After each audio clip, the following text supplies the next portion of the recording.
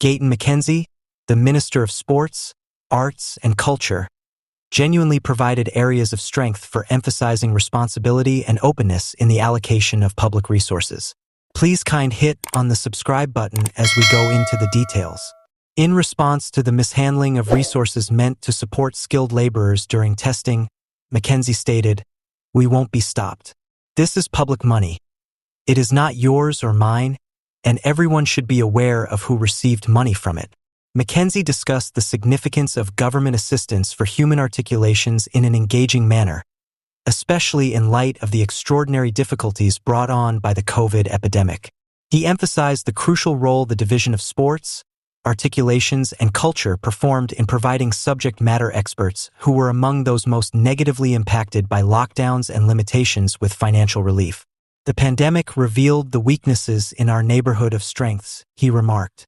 "We promised to intervene and make sure that experts had the support they needed to barely make ends meet. The general public has the right to know that their funds were allocated with the predetermined intention of advancing and maintaining our social legacy."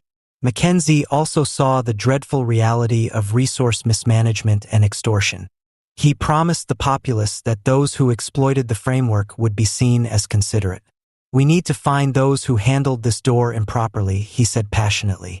"We pledge to make sure that every rand allotted for specialized assistance is utilized and reaches the right individuals."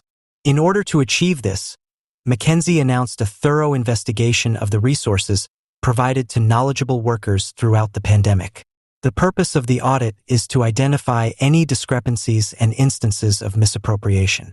This action is essential to a larger effort to rebuild public confidence and support the integrity of the division's financial management. McKenzie declared that being straightforward is not merely a well-known articulation but also a vital organizational rule. The general public should ensure that their funds are being spent sensibly and sparingly. "Our main goal is to demonstrate to experts that we stood by them even in the most dire circumstances and that we will not tolerate the mishandling of public funds." The general public and Human Articulations have responded favorably to the minister's appeal for transparency and accountability. Many believe that as the survey goes on, it will lead to more responsible supervision and improved expert support systems in the future. Ensuring the efficient and moral use of public resources is crucial in an environment that values creativity and social articulation. The stance taken by Serve McKenzie lays the groundwork for a cautious organization that emphasizes the reliability of public resources and the assistance of subject matter experts in the public domain.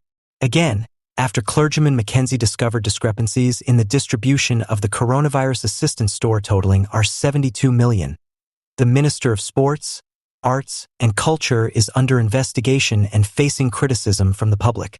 The revelation, which came up at a news conference conducted at the base camp of the service, has undoubtedly raised concerns about the management and accountability of public resources intended to support medical professionals and social workers in the event of a pandemic. Accompanied by high-ranking officials from the department, Serve McKenzie attended to reporters and associates while revealing findings from an internal investigation that revealed irregularities in the allocation and disbursement of relief supplies. The investigation, which was prompted by growing public demands and worries expressed by partners in the field of human expression and culture, turned several instances of poor judgment and potential missteps. "We have identified inaccuracies in the coronavirus mitigation reserve anticipated for experts and social workers impacted by the outbreak," clergyman McKenzie stated solemnly. "These errors remember inconsistencies for the endorsement cycle, lacking documentation, and examples where assets were dispensed without adherence to laid-out rules. The revelation has caused astonishment among artisans, social groups, and the general public, who had been eagerly awaiting financial assistance to ease the financial burden caused by postponed lockdown measures and fewer public events.